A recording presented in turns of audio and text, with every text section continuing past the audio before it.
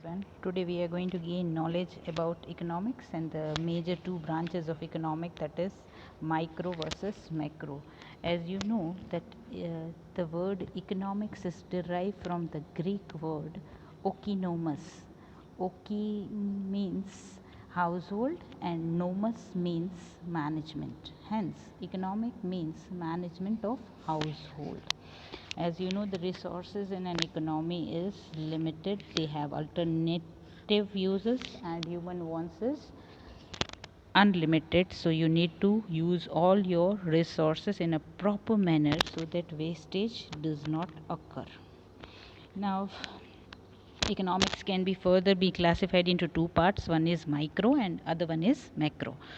Microeconomics is a study of particular markets and segments of an economy. It looks at an issue such as consumer behavior, individual labor market, and the theory of the firms. In short, microeconomics is very small. It will cover only and only certain segments. It will never cover economy as a whole. Whereas macroeconomics is the study of economic as a whole. It looks at aggregate variables.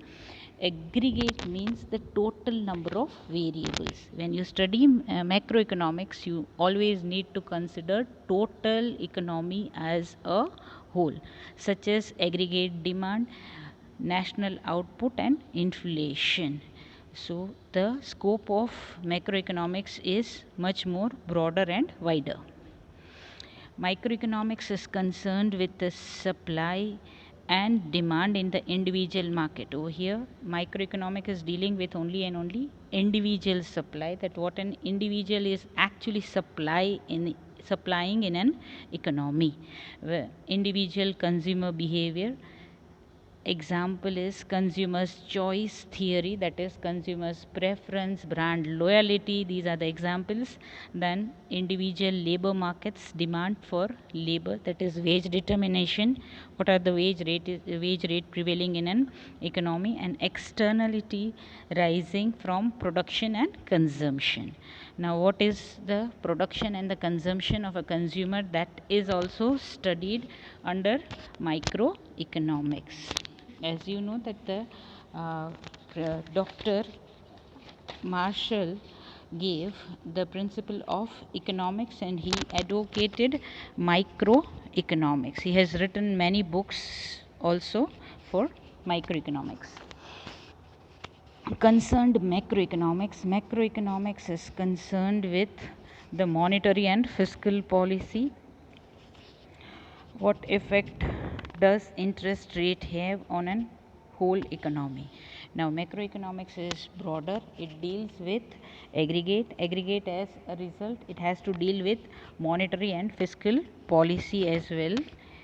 That what are the wage rates, interest rate prevailing in an economy, the reasons for inflation and unemployment. What are the reasons for inflation? That is it overpopulation, it is cost plus or cost push inflation. What is the employment rate, what are the unemployment rate? All these things is majorly concern of macroeconomics. Economic growth, as you know that economic growth deals with the total output generated in an economy, or else I can tell like that increase in national income or increase in GDP can be known as economic growth. International trade and globalization, reasons for differences in living standard and economic growth between countries. What are the standard of living? What is PQLI, that is physical quality of index? What is HDI, that is human development index? All these are the concern of macroeconomics. Even government borrowings, what is the balance of payment? Is it deficit or surplus? These are all the concern for macroeconomics.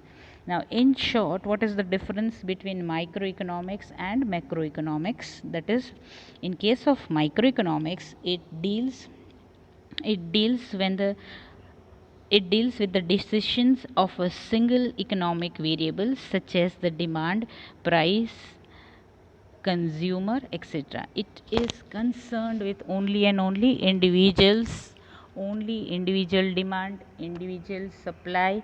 All these are the concern, or all these are the areas where microeconomics can be helpful to you in determining your prices of the product. Whereas macroeconomics, it deals with the aggregate and aggregates of the entire economy, such as national income, aggregate output, and aggregate saving. Now please understand that macroeconomics is dealing with economic as a whole, so there you need to concern aggregate demand, not individual demand. In case of microeconomics, it is individual demand. In case of macroeconomics, it is aggregate demand or aggregate supply or aggregate output, right? All these things are the major areas which of macroeconomics. Now it is in microeconomics, it is in narrow scope and interpath the small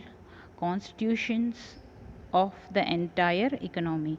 These are the little areas in which you can combine and you can make it a large as macro, whereas micro has a wide scope and it interprets the economy of a country as a whole. Whenever you study any of the concept of macro, it deals with economy as a whole. Microeconomics, it is also known as price theory because it explains the process of economic resource allocation on the foundation of alternative prices of several goods and services. Now microeconomics is also known as price theory because you need to study price equilibrium. In microeconomics, it deals that how an individual is determining the prices of the product. As a result, it is also known as price theory, whereas in case of macroeconomics, it is also known as the income theory because it explains the changes level of national income to of an economy during a period of time. Now macroeconomics is making you understand, okay, what are the national income prevailing in an economy. Microeconomics, it deals with the flow of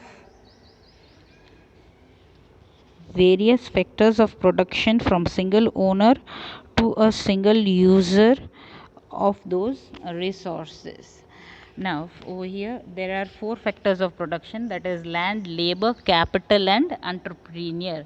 So microeconomics is concerned with all those factors of production, that how it is been transformed into the final product. Whereas macroeconomics, it deals with a circular flow of income expenditure between different sectors of an economy. It is when you study macroeconomics, there are majorly two sectors which is to be considered. One is the producer one and the other one is consumer. So producer take all the factors of production from an economy, and in return they will pay factor payment to the consumer, and consumer will finally buy the product. So in that case, I can tell that it is a circular flow of income. Income generally rotates in an economy. It helps microeconomics. It helps in developing policies, appropriate resource distribution at firms levels. Now, what kind of resources are being developed, or what kind of resources should be distributed in an economy? So which sector is blooming, which sector is underperforming, that can be found out with the help of microeconomics.